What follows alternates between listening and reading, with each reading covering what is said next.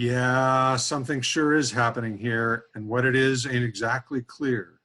And Retake Our Democracy and its blog and in this show tries to shed light on what's happening and what you may be able to do about it. Good morning. You're listening to Retake Our Democracy, a 30-minute show that airs weekly at 8:30 a.m. on Saturdays on KSFR 101.1 FM, your public radio station. And I'm Paul Gibson, the host of Retake Our Democracy. Last week, Retake developed what we hope is a sustainable strategy for engaging guests remotely using Zoom technology. We're able to speak with Greg Rogers last week. He wrote the seminal book, Financial Reporting of Environmental Liabilities and Risks, and he's also a fellow and advisor to the Master of Accounting program at the University of Cambridge in the UK. He also participated as a panelist in our Zoom webinar with Land Commissioner Stephanie Garcia Richard, and that was last Tuesday.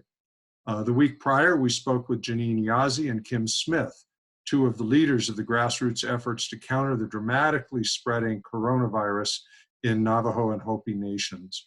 Retake supporters have generated more than 150 donations for the GoFundMe campaign, supporting the relief effort there, but much, much more is needed. And there is a link to the GoFundMe campaign at retakeourdemocracy.org. You just go click on the Actions and Event page in the homepage banner and hover over it, and you'll see the Hopi or the Navajo relief effort there, and just click on it. It's got all the information and links and so forth. I also want to alert our listeners that we have four more webinars scheduled as part of our Retake Our Democracy Tuesday Zoom webinar series. On Tuesday, May 5th, also from 6:30 to 8 p.m., we will have internationally recognized author and activist Dar Jamail joining us.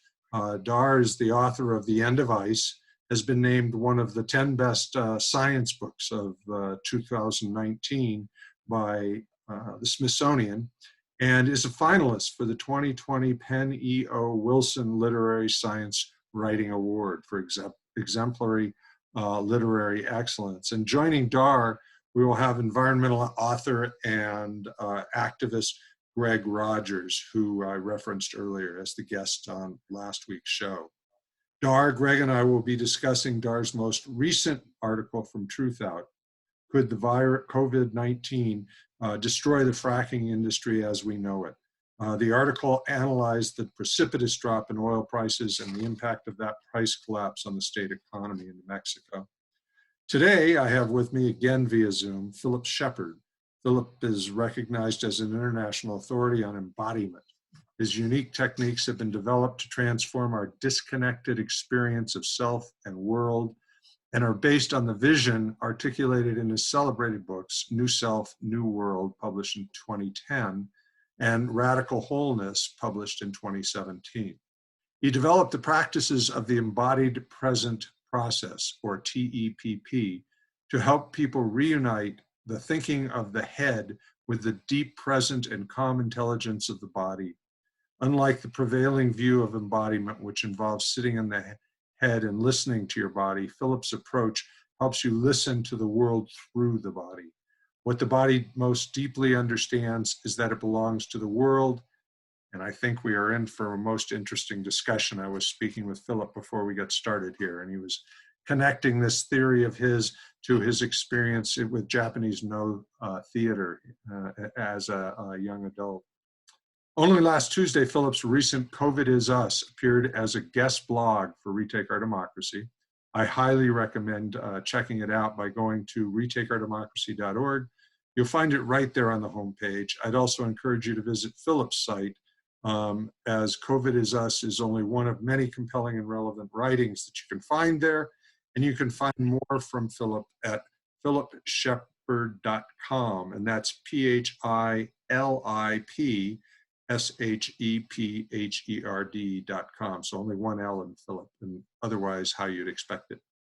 The link also appears in his guest blog on Retake Our Democracy. So we're ready to go, and welcome, Philip. It's very good to be here. Thank you, Paul. I like to let our guests introduce themselves. I've read a few of your articles now in preparation for this interview, but by no means do I have a full understanding of your history and your work. So how about if you tell us a little bit about yourself and your practice? Yeah, I'll try to keep it short. To get a glimpse into what my work is about, it really helps to know that as a teenager, I was at war with my culture. I could feel the values and expectations and standards of my culture like a straitjacket hemming me in. It was as though the fire of my being was being smoldered and suffocated. And I knew that I was up against the medium in which I'd been raised, and I knew that if I stayed, I would something crucial within me would be extinguished. Um, because it. I think one of the most difficult things in the world is to question norms that you've taken into your neurology before you were old enough to question them. So when I was 18, I left. I went to England. I grew up in Canada and bought a bicycle in England and headed off for Japan. And I cycled through Europe and the Middle East and India and Japan. And I traveled through many, many different cultures, each of them a distinct way of understanding what it means to be human. And every one of those cultures was luminous, and every one of them was limited. And the only time I suffered culture shock was when I returned home after 2 years. And what was so familiar, drenched through my memory, was at the same time just bizarre. And so I gained the ability in those 2 years of travel to question my own culture. And my life has been really a journey of coming to understand how our culture disconnects us from the body, disconnects us from the truth of our being, and disconnects us from the currency of the mindful present, so that we end up trapped in our heads, trying to guide ourselves forward, almost immune to the guidance of the world that is there. So my books arise from that journey. I teach workshops. It's not just a philosophy, but it has really tangible, simple practices that address the blind spots of our culture and bring light to them. Interesting, interesting. Before we when we first got connected, I told you about my interest in the COVID is us, and I wanted to, use it as a guest blog. And so I sent you information about us. And it's as if we have arrived at the same place, but talk about it in really different ways. And so this is going to be a fascinating conversation.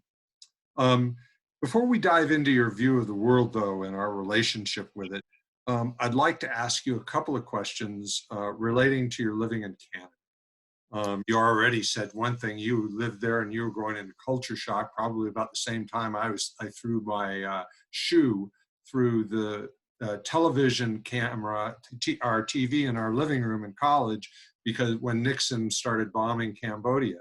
And Seems like we do have a lot in common.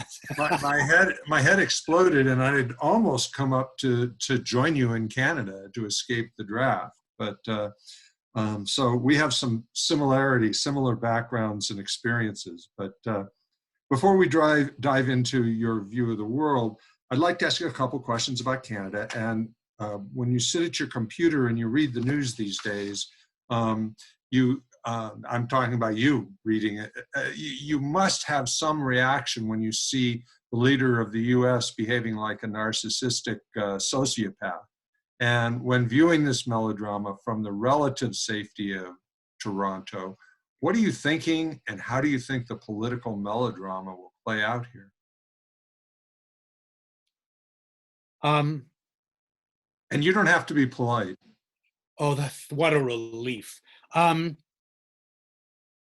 I mean, it's baffling. It's really baffling. And what I go to is not the narcissistic psychopath. What I go to is the people who see him as their savior, because he would be nothing without that following.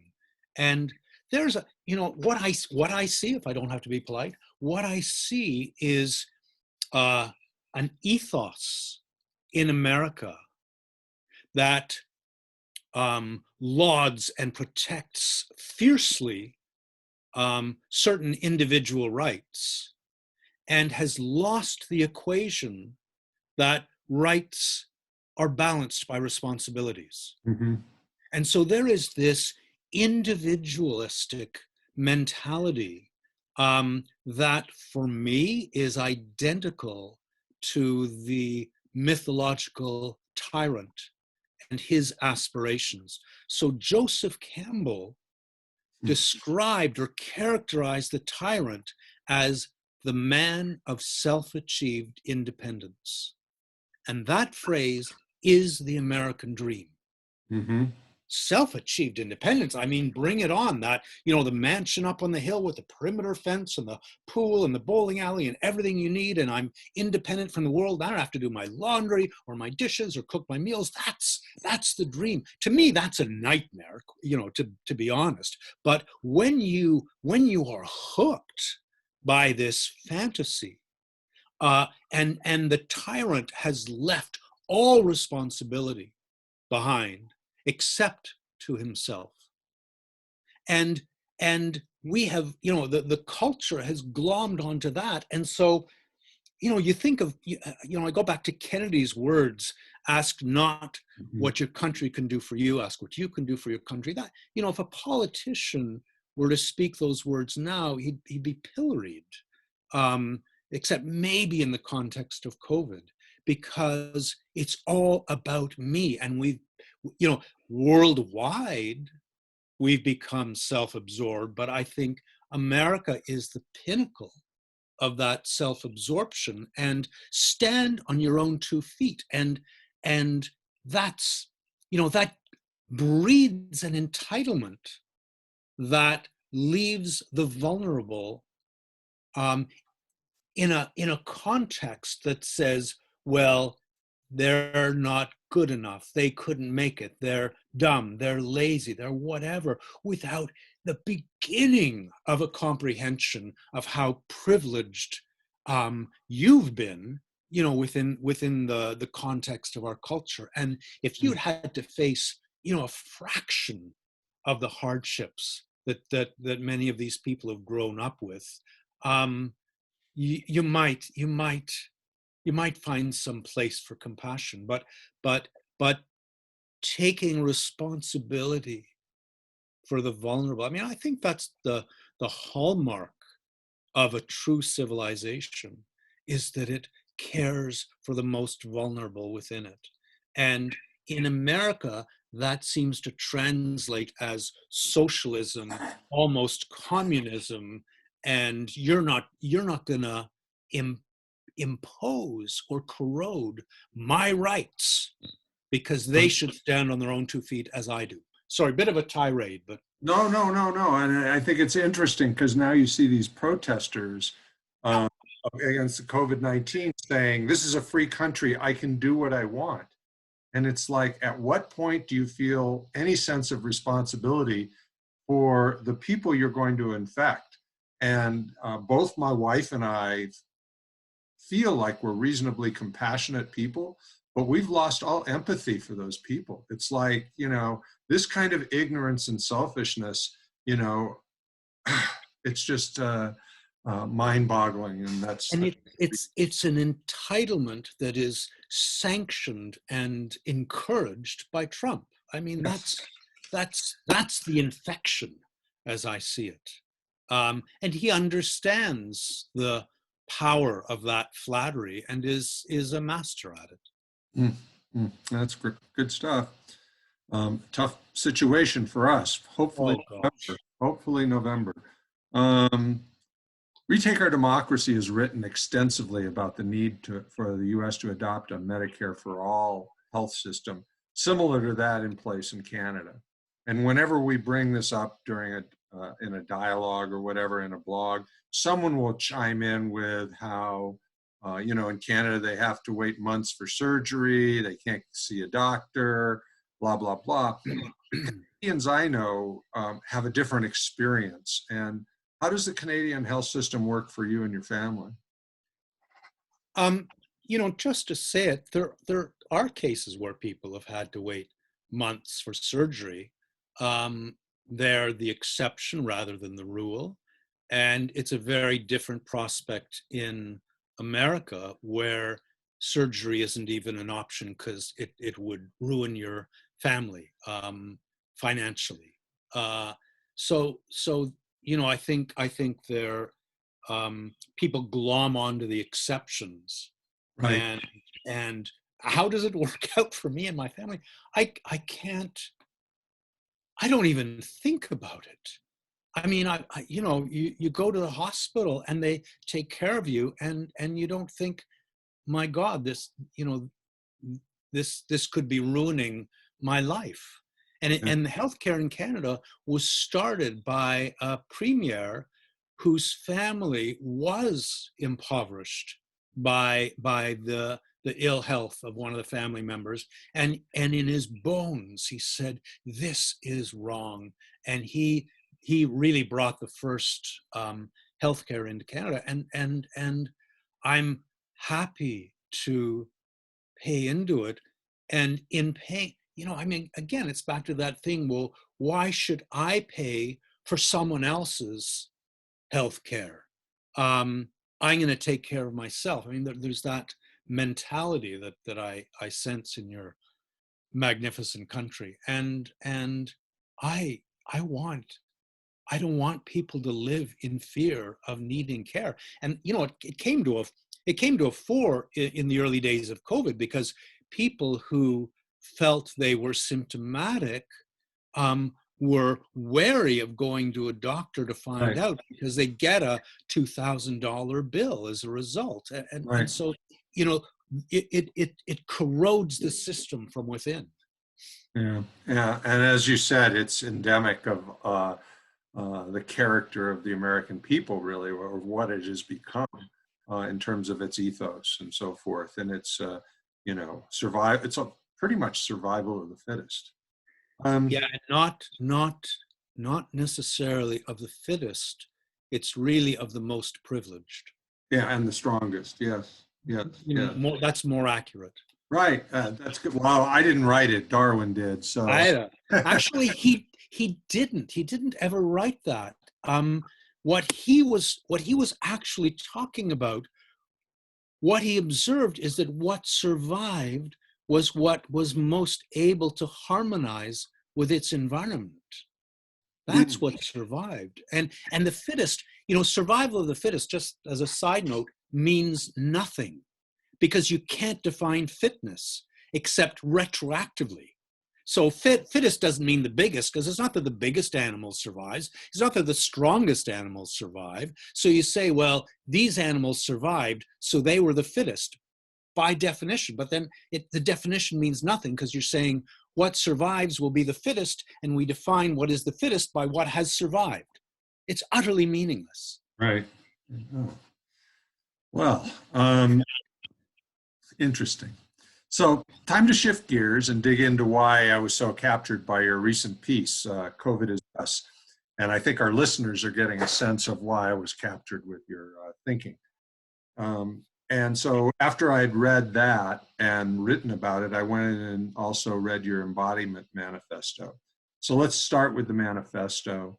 I have to preface this discussion with acknowledgement that my wife has long espoused the perspective similar to yours, that we have become divorced from our connection with nature. That's the way she puts it, instead of our gut and our soul. And that this is the underlying condition that has led us into a wide range of catastrophic problems. You offer a related but slightly different perspective in contrasting the head and the body. Can you talk a bit about this? Yeah, what I'd like to say to start that off is that this is not a new thing. This is a very, very old thing. Mhm. So just before the Neolithic Revolution took hold, so this is like 6000 BC, it was well underway in most of Europe. Our culture had gathered around the mother. Our culture celebrated a goddess who was manifest in all things, and our culture saw that goddess in the earth. And then we discovered agriculture. Now, when you take a seed and you push that seed into the ground, with that act, you have changed everything. So suddenly that bit of earth belongs to you. And there is ownership of the earth, which is the strangest idea I've ever encountered. And then the little shoot growing up beside your seed it's a weed. And weeds didn't exist until this moment. But that weed has to be killed. And the animal coming along is now vermin because it might eat your plant as it grows. So the vermin has to be killed. And the tree growing up beside your plant has to be cut down because it's putting it in shade and your plant needs sun. And suddenly the whole world shatters into good and bad in a way that had never existed before. And we developed a way of life in which our survival depended on controlling nature. And as we asserted more and more control over nature, our center of thinking moved from the belly up through the body. And you can see it's in the belly in burial rituals and art in the Neolithic era, early Neolithic, and then it rises up by Homer's day, it's in the chest. So Homer has a word, phrene or phrenes, that means mind, and it also means diaphragm. And that's where they felt their thinking. And then by Plato's day, it had ascended to the head. And that's where we've lived ever since. And what happened in tandem with that shift through the body is our allegiance moved from the mother to the father. It moved from the goddess to the god. It moved from the earth to the sky. And our whole way of being shifted into one that celebrated the male and demeaned and wrote off the female. So these poles of our consciousness, the head and the pelvic bowl, in my experience, in my understanding, are characteristically male in the head and female in the pelvic bowl. And our relationship culturally with the pelvic bowl, it's just not an area we talk about. It's an area we'd rather not feel. We're deadened in our sensitivity from the neck down. Mhm. And when you live in the head, you live in a realm that thinks by exclusion. So we categorize by exclusion. We systematize by exclusion. We gain perspective by exclusion. Perspective relies on a distance between you and what you're looking at. And if you're in the middle of it, you can't. So you exclude yourself from that context and you gain perspective. Perspective is valuable. And it's the primary strength of this intelligence in the head. But the intelligence in the head was never meant to disconnect from the female intelligence. They need each other. And so this communion between the poles of our intelligence has been truncated. And we end up in a male view with male values and a male view of the world that is married to perspective. And when you're married to perspective, when you live in your head, you are living at a distance from the world around you. And then it becomes just a thing. It's no longer alive. And and it's other than you. It's not something in a continuum of being to which you belong. And you demote feeling as a very secondary faculty, and you elevate reason. And that's how we ended up in this estranged relationship with nature and the world around us. And it's interesting too, because as you get that distance, then you don't feel any pain in cutting down that tree. And so it's very interesting how what you're describing is so similar to how we in New Mexico, we have a very large indigenous population, and their culture is something we learn from a great deal.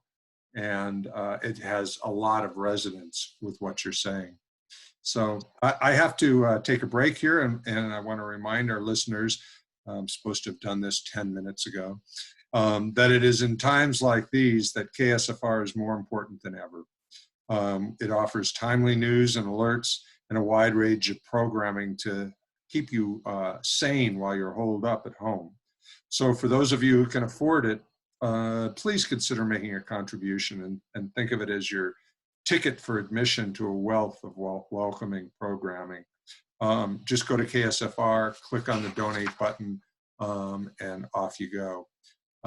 Today, we're talking with Philip Shepard about how before the world can hope to make the kinds of policy shifts that we desperately need, the people of the world must make a dramatic shift in how we view the world.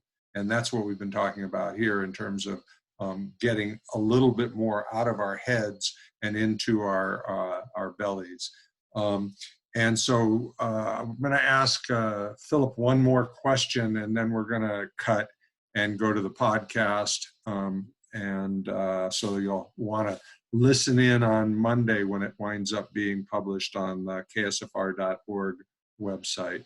So you've written in your manifesto how our predilection for deciding with our heads rather than listening to our hearts also becomes manifest in our view of leadership, and how the heads, and that's in quotes, of our government, our businesses, our faith organizations, have a knowledge and experience base that gives them authority to decide for us, that we should defer to them as they know best. How does this play out in daily economic, political, and environmental lives? And you've got a minute, and then we'll connect that. So you'll have to, after a minute, a semi-break.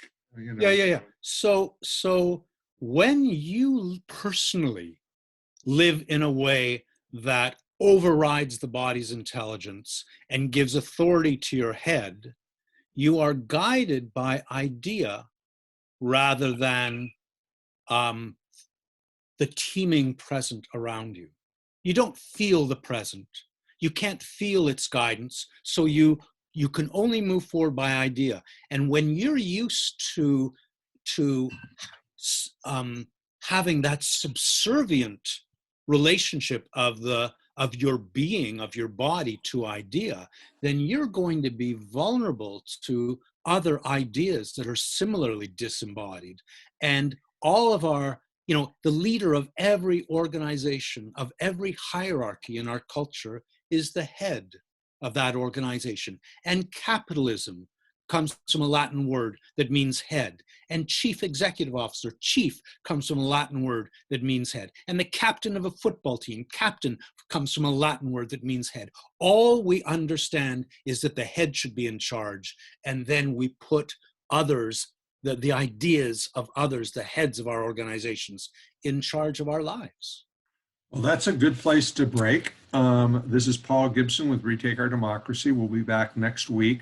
I want to let Philip take about 10 seconds to tell us where we can find more information about him and his thinking and his writing, and then we'll take a pause and be right back with the podcast.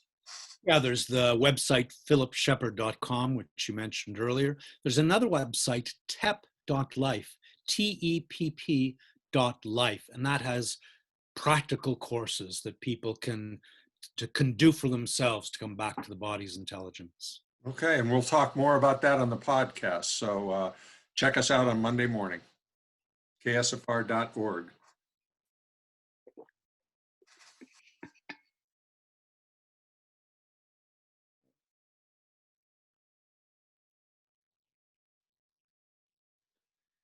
And by the miracle of podcast, we're back with Philip Shepard. And that's a good segue there where you told the listeners about the TEPP, because the next question is you've developed this embodied present process, or TEPP, as an approach that individuals can use to restore balance and learn to listen to their hearts or their bellies. Can you describe how you developed this and how it works? Yeah, and just I feel I should, because it's outside the box, so I feel I should clarify. Um, the work isn't primarily about listening to the self. We are such a self-absorbed culture that our obsession culturally is with organizing, that instinct to control. And so our tendency is to want to organize the body and get it right. And we organize our emotions, and we organize our thoughts and our relationships and our careers and our life plans and everything. And, there's a place for organization, but the body, for me, is like a resonator. And it's like a crystal bell, and it resonates to the present. And there is, the body processes 1 billion times more information than we can be consciously aware of. And you cannot consciously access that information, but you can feel it. What happens in our culture, though, is that the body gets stuffed. It's like if you take a crystal bell and you stuff it with cotton balls, and our anxieties and our tensions and our patterns and our conveniences and distractions, and it loses its resonance. So the present is still coursing through the body, but it's no longer resonating because it's dense inside. It's lost the spaciousness of being. And and so my work, first of all, is about inner work, but I understand that inner work as finding those shadows, those consolidations in the body, and integrating them to recover the spaciousness. And then what happens is you attune to the present, and you feel it with an infinitely subtle guidance. And there is so much more vigilance and wisdom and sensitivity in that guidance than we could ever achieve in a top-down manner. So what the embodied present process helps people do is to recover their wholeness, because our culture is blind to wholeness. We have desensitized the body to the wholeness of the world. I mean, it's ironic to me that we struggle to feel the present as a whole. All it is whole. There's nothing about the present that doesn't belong to its wholeness. But we strive to feel the present as a whole, and still it's elusive, let alone learning what it is to speak from our wholeness, or to listen from our wholeness, or to It's see. interesting as you're saying this too. I was just thinking of some of our phrases. I'm going to zero in on this. And so it's like, I'm going to bring this focus into this narrow band of all that is so that I can understand it better. And all this other stuff will just clutter my ability to manage, manipulate, and use this resource or person or tree or whatever it might be. And I think that's sort of getting at what you're trying to avoid, if you were, correct? Absolutely. And, it's not just our language, because our neurology has been shaped in that way. They did this experiment where they made some little animated videos of fish, and they showed the videos to a group of American students and asked them to describe the videos. They showed the group of videos to a Japanese group of students and had them describe it. And from the descriptions, you could tell the nationality of the student, Hmm. because the Americans described the fish in the foreground, and that's what they noticed and didn't mention the background.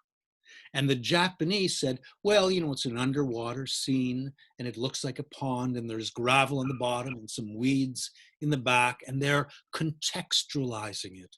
And that context, that background is being. And we eliminate being even from our seeing. So there's one practice I do where I encourage people to bring the background of the world into the foreground of their attention. And you just attune to the world in such a different way. But really what is needed is a neurological change. We need a different way of being if we're going to move forward as a society in a healthy, balanced, harmonious way. And it's interesting you're saying that, because when I think about it and put it in terms of economics and politics, which is the kind of frame I look through things at, it's like it allows you to avoid thinking about or even considering the larger context and the larger consequences of whatever it is you're trying to do. If I'm making a profit and it's working out for me and my company's doing well, and the people who live 3 miles from where we do this are dying because we've polluted their water, that isn't reflected in my spreadsheet or in my focus. Yeah, the project is a success, and the shareholders are happy. So Right. we've defined success in a way that has nothing to do with wholeness. Actually, Like, interesting. I got to do this before I forget. That happens too often these days. Um, I may have just done that and forgotten it.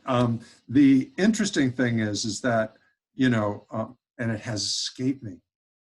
You can go, oh my God, it'll come back to me. yeah. Jump in when it does. So what I was going to say is, I talked earlier about our whole blindness. We don't even see wholeness. We see bits and pieces, but we don't feel the wholeness. I don't think you can feel the wholeness of the world until you can feel the mystery that makes it whole. But Mhm. we are all about everything can be known and itemized and put in a spreadsheet. So as long as you've defined success in a way that leaves wholeness out of the equation, you will do damage to wholeness. And Okay, that shows up. I've got Go. it. It was because you said spreadsheet. It's and this is the gentleman we had on the the event last night.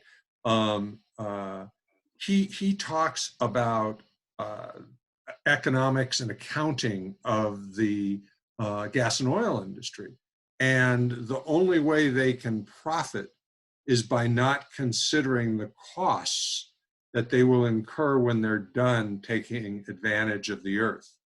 And so it's not reflected in their balance sheet, you know? And so that's perfectly reflective of exactly, how a lot of policymakers just even think. And I think Greg Rogers really has it, you're taking a look at this from, I don't know whether you call it philosophical perspective, but he's looking at it from an accounting perspective, and yet we're still talking about the same thing. Absolutely. So, Absolutely. And so it's like that, it's like that indigenous value of you look 7 generations ahead, exactly. and will it benefit them? I don't think CEOs tend to think that way, because No, by and the law prohibits them from thinking that way, exactly. because everything they do has to benefit the shareholders. Right. So in COVID is Us, you write that we must learn from COVID. So after all this discussion we've had about the head and the body, if we listen with our hearts, what can we learn from COVID? And if we continue to learn from our heads, where could that lead? I think, I think COVID is gifting us with all the horror that it brings, with all the pain and grief that it brings. It's gifting us with an ability to pause. And when something pauses, the pattern that has been driving it just disassembles. It cannot be maintained. And I wouldn't tell anyone else what they should learn from COVID, but if we don't reflect deeply on it, we will learn nothing. And you say, what will happen if the head just wants to reestablish pattern. And I find it telling that the word pattern comes from the word father. Again, it's a male, it's like candy to the male brain, right? And Guilty. and well, again, there's a place for it, but not out of relationship with the female balancing part of Hmm. that. Hmm. Um, if if we if we can learn to appreciate what we have, maybe we will come back to our being. Because what's happened in our culture with this journey to the head is we've disconnected from our being. We don't even know how to be anymore. We know how to do. And some of us aspire to do being, and get it right. But that's such a different thing from surrendering to being. So if you've disconnected from being, you have left in your body a vacuum. There is a hole there that demands to be filled. And Hmm. we grasp at whatever we can to fill the emptiness within us. And Hmm. we grasp at, it may be drugs, it may be food, it may be shopping, it may be distractions, it may be video games. Who the hell knows? But this grasping, this need to take and take and take will never fill the emptiness within us. And maybe in this strange hiatus, we will begin to feel once again and come back to the body and the breath that brings the birds of forests into our being. And yeah, I mean, my hope, not my expectation, but my hope is that we might not just turn on the switch again and go back to this rapacious way of being. But as long as we cannot feel, we cannot feel enough. When enough happens, we don't feel it. And we've lost all sense of enough. I mean, what's enough money? $1 billion? No. 5 billion? No. We need more. We need more. What's enough technology? What's enough knowledge? What's enough information? There's no enough. We've lost that calibration. And to eat and feel enough, to land in the present and realize being here at this moment is enough. That's impossible until we come back to our beings. So, it's interesting because as you were saying that, and I was thinking how with COVID, that whole concept that Campbell had of independence, this fierce independence, we've all had that shattered. We used to think that we were independent because we could pay for our groceries with a little plastic cart. But there's a whole chain of people and processes upon which we rely in that one example. It's a vivid one because of the situation we're in. But I think, and this is my hope, and my hope of one of the things we take from this COVID is that we are much more interconnected than we think. And we're much less able to manage than we think. And that it would be much better for all of us if we learn the interrelatedness of everything and learn to thrive on that. And instead of trying to go, well, wait a minute. I mean, just the whole Trump "Make America Great Again," America First. Now we're going to take away green cards. Now we're going to shut the borders completely. It's as if, this is ours and we're going to keep it and stay away and we'll manage this situation ourselves and it's going to be fine. And then we're going to return to business as usual. And that's exactly what you're saying we can't do. And my fervent hope is that we don't even try. Yeah, and I mean, Trump, that hoarding, that me, that mine is in Joseph Campbell. It's the mythological holdfast. Like, I'm going to hold on to this, and it corrodes the interrelationships that you're speaking of. And for me, COVID, what COVID is doing to human society precisely mirrors what human society has done to nature. The pain that it's inflicted, that we're living through. My God, can you imagine the pain of a seagull, belly filled with plastic, starving to death because it can't eat? I mean, that the tiniest of examples, but you think of the extinct species, you think of the death of the coral reefs, and it's not just the coral that's dying, it's this intricate, lush, rich life that depends on the coral reefs, and our planet is dying, is those intricate tendrils of relationship that support life, supporting life, are being blasted by our callousness. And maybe out of this compassion of quarantining to protect the most vulnerable, of feeling the pain of overrun hospitals, maybe that kindled compassion can extend to relationships that aren't just anthropocentric. Very good. Very good. We can only hope. You described then COVID as us, that the heads, and you talked a little bit about this earlier, of corporate, media, and government all insist that growth is the panacea that cures all that ails you.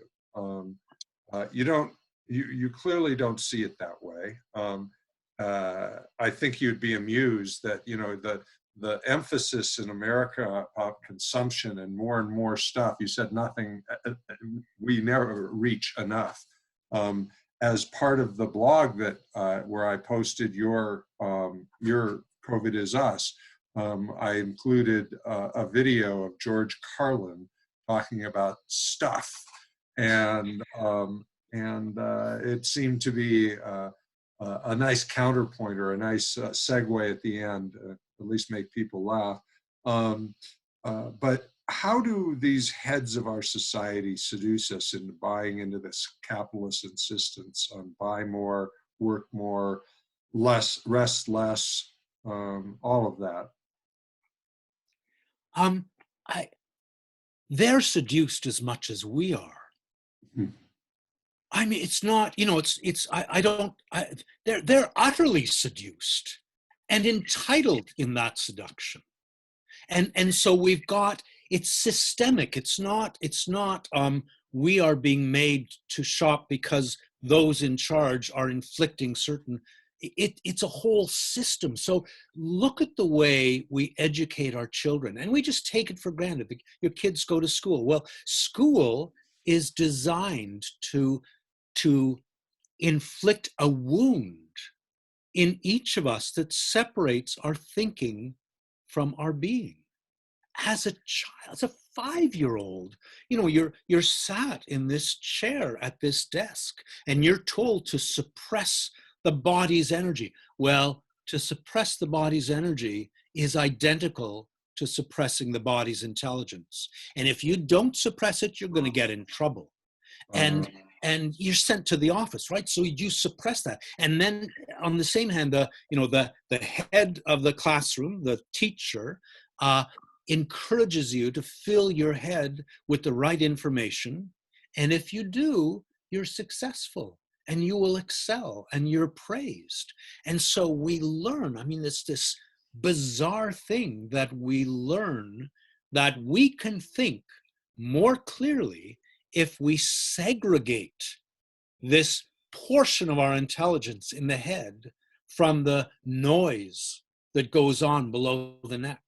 And so when we go to think, that's what we do. We dissociate from the body and we just kind of get it into that abstract realm where we can sort it out regardless of being, regardless of relationships. And so we are primed by the system. We are primed by the story that our culture presents of what it means to be human. And I mean, look at the way we sit down to a meal. Here's my placemat and here's my chair and this is my space. And if Sally wants the salt, she has to say, Philip, would you please pass me the salt? And I'll convey it safely through my space to Sally, because God forbid she should reach into my space to get the bloody salt. And you know, there are cultures where you sit down for a meal and there's this easy jostling and there are no boundaries, but we insist on this contraction into independence in the way we move through the world. I mean, what's a car? A car is a head on wheels, and you've got the headlights, you know, showing the way, and it's a face, it's a head, and 3 headlights would illuminate the road better, but we can't have 3 because we have 2 eyes, so a car has to have 2 lights. I mean, we are so systemically embedded in this top-down, head first, head in charge. And, you know, when you get into a car, we've got this love affair with a car because you get in there and it feels kind of so familiar and nice because that's how we live in our heads. And you close the door in your car and suddenly the world is out there and I'm in here. And you play the music in the car, and no one else hears it, the way the thoughts go on in your head, and no one else hears them. And so it's you know, it's everyone is tainted by this corrupt story of what it means to be human. To be human means to stand independent of the world, the way we stand independent of our being in our heads. So in your embodiment manifesto, you reference Joseph Campbell and the hero myth, where a hero ventures into a dangerous reality, returns to the world ready to share what he has learned, and it was probably he. And Campbell viewed that hero of this myth as achieving independence, and we've talked a little bit about that. But you see it differently. Could you discuss how the hero myth to individuals struggling with this perplexing world, how does this hero myth apply to us in our human context? And then as a follow-up, there's something unsettling for me, at least, about the concept of the hero venturing out into the unknown, coming back with what the answer from which we can all learn. It feels a bit disempowering. Have I missed something? Well, let me just say I see it in a different light. So Campbell described the tyrant as the man of self-achieved independence. He described the hero as the man of self-achieved submission, which is so different, right. So different from our, and what does the hero submit to? He submits to the way the world is calling him into service. I mean, Odysseus set off from his homeland for Troy, not because he wanted to, he resisted it, but he'd given his word that he would help the king if anything happened to his wife. So the hero is called into service, and what he comes back with isn't the answer. It's something else. I talked about our primary obsession culturally is with organizing. And we organize ourselves into staleness. And Joseph Campbell, we organize the body into staleness. We organize our lives and our homes into staleness. And Joseph Campbell referred to that state as the state of organized inadequacy.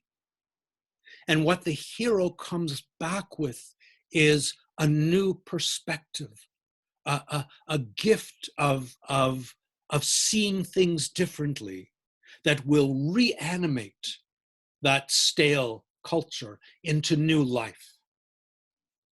And so there's not an answer, but there is a different perspective. I was just And going to say that.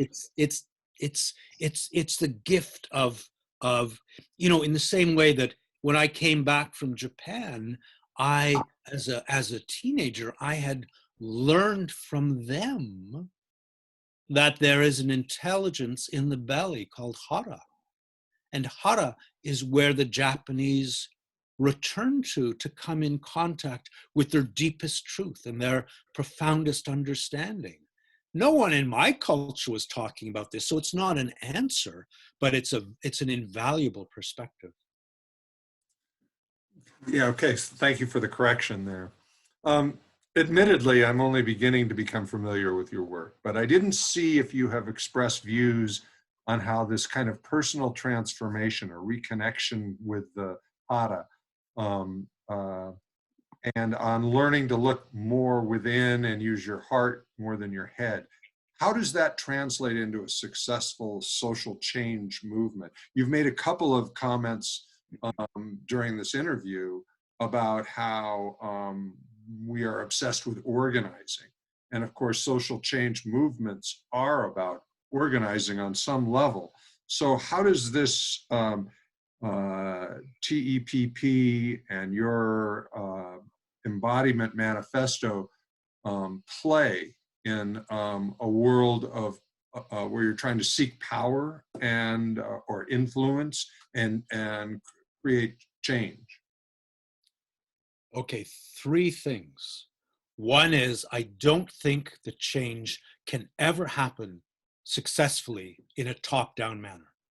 We have tried top-down for thousands of years, and it's run into a dead end. Something else is needed, and what is needed is an activation on an individual level, a new reckoning, a new embodiment, a new sense of feeling. And we're currently in that dead end that we've been brought to. We are stuck in a trap. And the trap is when you believe that you're alone, and we're taught to believe we're alone in our culture, that independent thing, then your personal experience is understood to be strictly private.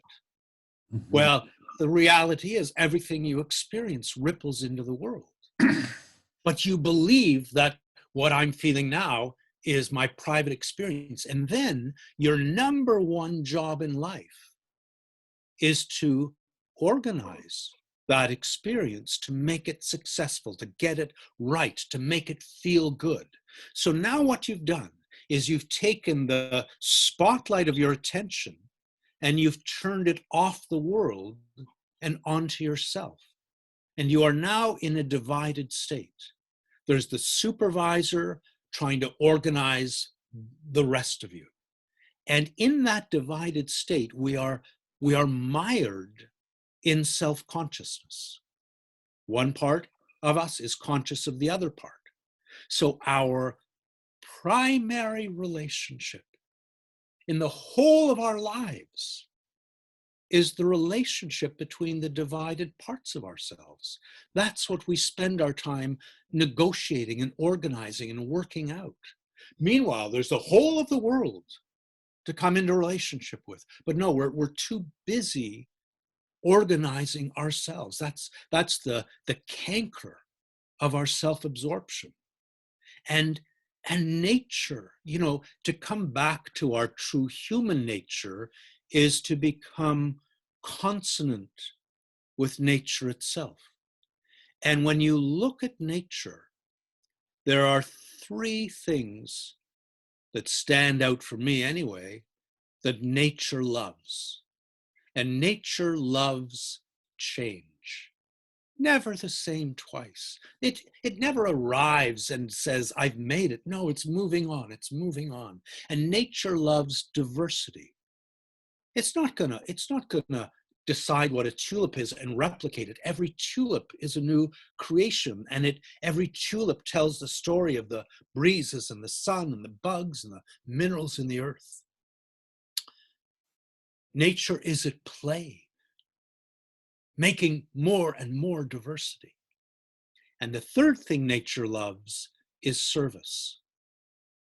Everything that is born into service. The earthworm burrowing beneath the grass, the robin singing on the branch, the shark in the ocean's depths, the wolf in the woods. They're all in service. The wolf takes down the weakest deer. It's not like humans who go for the biggest buck and deprive a herd of its leader. No, the wolf is making the deer population stronger. So everything that is born into service. Now, when you give over to that tyrannical urge to independence and aloneness, all of that is reversed. So change, you resent change because you've got your plans and this wasn't supposed to happen. And diversity, you fear diversity. It's different. Your agenda for control depends on conformity. And diversity is a threat to that. And service, you serve only yourself. And it seems like the most natural thing in the world. And all of that denaturing of our humanity is, for me, is a natural result of living in the head. And when you come back to the body, you come back to an inescapable understanding that you belong to the world. The body looks at a leaf of grass and it sees fellowship. It looks at a sunset and feels companionship, as it does in a night sky. So that journey out of the miring, clouded fantasies of the tyrant back into the submission of the hero that lands here and feels what is and is called by the world rather than by this emptiness that is goading us on. That, to me, is the transformation that we need. And that's why I don't believe it can happen without a new appreciation and union with the body's intelligence. So I see easily how an individual can achieve that kind of I mean, not easily, but I see how it's possible for an individual to achieve, if not a full transformation in perspective, at least growth in that direction that's healthy. But how does that translate into somehow, I mean, somehow the social structures and political and economic structures have to change, and the powers that be that have control of those things aren't particularly interested. I mean, if they found out that all of a sudden 30 or 40% of the population had this kind of transformation, well into it, they'd start marketing all kinds of gadgets and whatnot to and videos and other things to commodify the movement and co-opt the movement and profit from the movement. So how do we change those structures that so that they more mirror and reflect the kind of personal transformation you're talking about? So a couple of things. One is, I think the transformation is already happening. Mm-hmm. I think people are changing, are waking up. I think the main canker, the main disease of our culture is our blindness to what is whole. We don't even feel, we've descent. It's not that wholeness isn't there. It's there and we can't feel it. So imagine a society in which there was a shift of allegiance to wholeness. to feeling wholeness. So you take the education system. What if the education system had as its primary goal to foster the wholeness of each of its students? Everything would change in it. And the citizens that emerged from that education system would be empowered. They would be connected to their personal purpose. They would be in relationship with their society. Because wholeness, there's no such thing as wholeness in a boundary. We misunderstand. You know, we're so blind to wholeness. We think that wholeness, you know, my wholeness is what is within my skin. And you see that in the exhortations, for example, to be whole in body, mind, and spirit. And it's a beautiful sentiment, but the canker lives within it, because what it's saying is that there are three aspects to the self. And if you can allow each of them to flourish and come into harmony with the others, you will be whole. And there's no such thing as wholeness that is not in relationship with the world. It just doesn't exist. So our education system would change. And I mean, to think of how marketing companies would change to make money off this. I have enough. My being is enough. And so the consuming that our culture is now economically dependent on would be replaced by service. So let's build a washing machine that will last 100 years. A washing machine that is beautiful and is easy to repair. And then we have people who can do that. You know, my washing machine was garbage after 8 years. The guy came and said, it's no point fixing it. It's too expensive. You may as well buy another one. I mean, this is insanity. What if we built bicycles and washing machines and everything to last? What if we didn't have a throwaway plastic pen? What if we had a pen with a refill? And as we used to, we used to have fountain pens. I remember as a kid filling my fountain pen with ink. But this throwaway culture, you know, our economy at this point depends on the act of turning natural resources into garbage as quickly as it can. Right. Well, I don't know if this is actually true, but I've read that when Edison created the light bulb, the flaw with it was that it never burned out. And so they had to remanufacture it so that it had a life of, 3 months or whatever, 6 months, so that people had to buy more. And so, we don't care. Yeah. We don't feel. The garbage, there's no away. We don't realize that you throw something away and away doesn't exist. Right. Away is always a place where something is trying to live and you're making it more difficult. Right. And it's that's a phrase that we've latched on to about, or even around the house. It's like, well, I'm going to throw that away. And I go, well, where's away? Where is that place? So, it's interesting. You were talking about, if we weren't producing, and by that extension, working, we could be more in service. And a lot of what even Andrew Yang, the candidate for president in the U.S., the Democratic candidate, his whole thing was, let's give every American $12,000 a year straight out of the budget, and they won't have to work as much, and they can, play with their kids and do something in their community. And so it was very much about that perspective. And when I shared that with some people involved with our work, they bridled and they're just going like, yes, but what about growth? What about growth? And it's like, but why growth? It's just imagine. And I think this is the thing about COVID in some ways. that it could be helping us to connect with the value of just being and the value of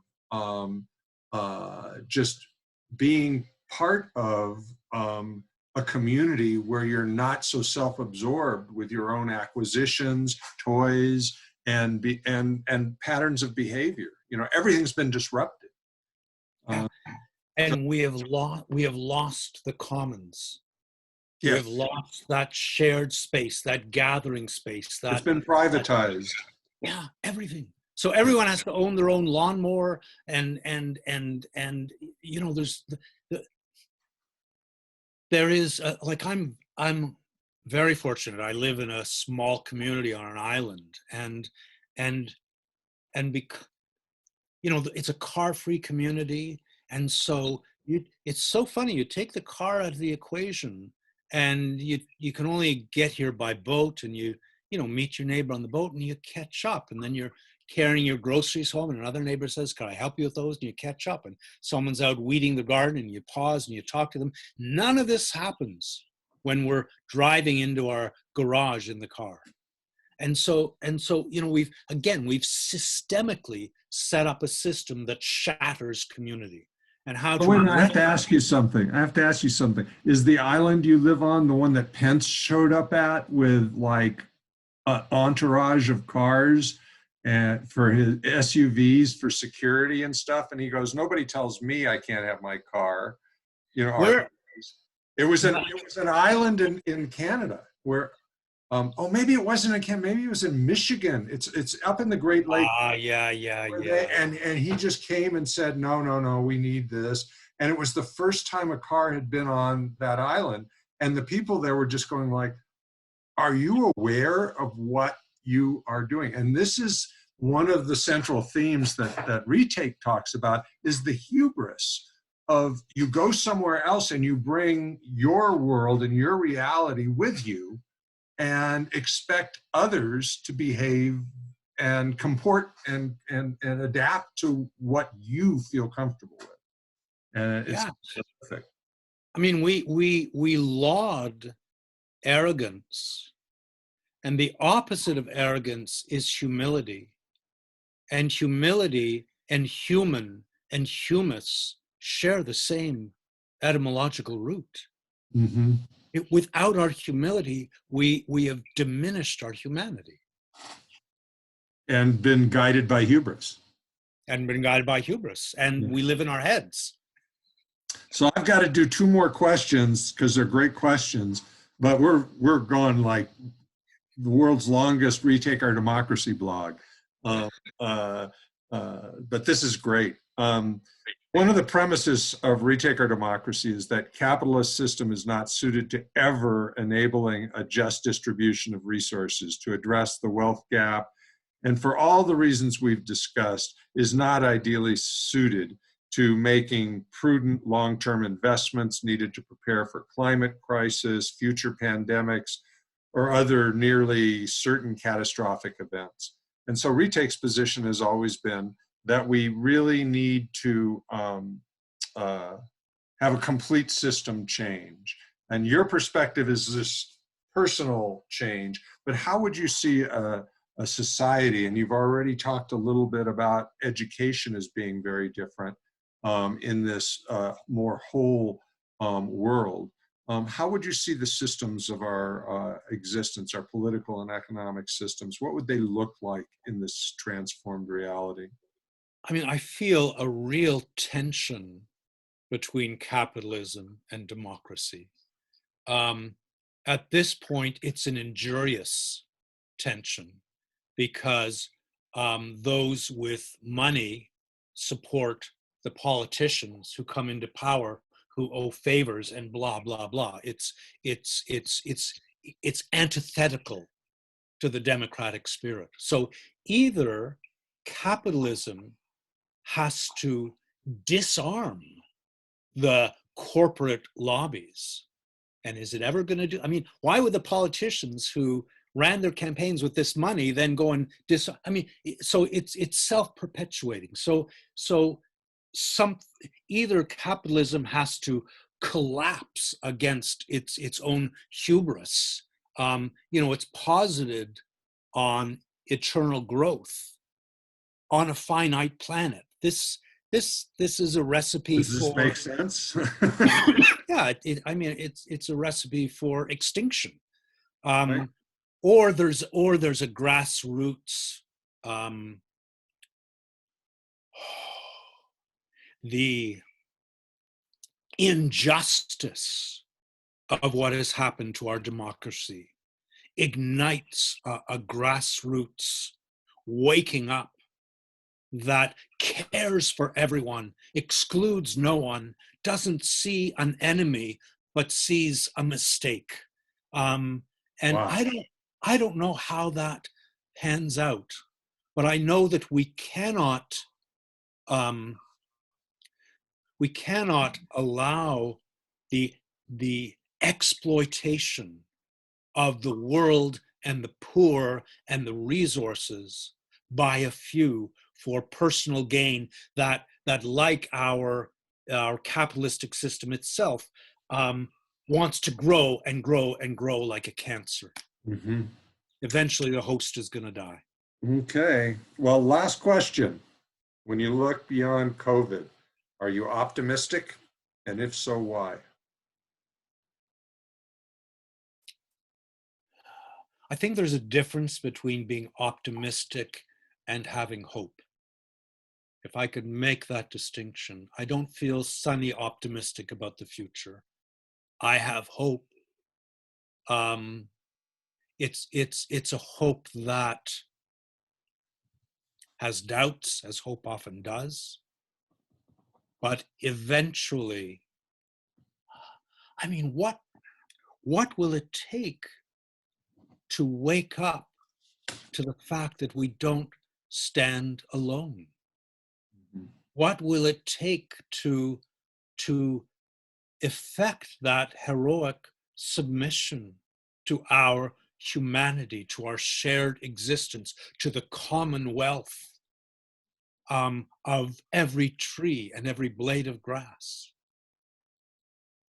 It's a way of being that has been built and refined for thousands of years, 8,000, 10,000 years. And it is so male inflected as to be blind to its own rejection of the female. The rejection of the female. It's a pity that more women aren't in business, but let's turn them into male leaders in suits and put them in charge. Then everything's balanced. No, that's the female sense of being in relationship and being in that female relationship, what is felt is at least as important as what is reasoned. There's Rachel Carson wrote, it's not half so important to understand as it is to feel. And I look at Greta Thunberg, and there's nothing she knows that I don't know, that you don't know, that virtually everyone doesn't know, but she feels it. She takes the risk of feeling it so deep in her body that she has to act, even if that action has absolutely no guarantee of success. She is summoned like the hero by this call, and her feeling is what is igniting conversations around the world. It's not some new bit of information, it's the capacity to feel. Wow. Well, this has been just a remarkable conversation, Philip. I hope it's not the last. I hope it's not the last too, Paul. And I will send you the link when this gets up. I think that the way in which you are so animated and passionate about your beliefs and your would not be conveyed fully through the radio. And so I'm glad we're going to be able to tinker with using this also as a kind of a webinar or a post on YouTube, because I think people will really find it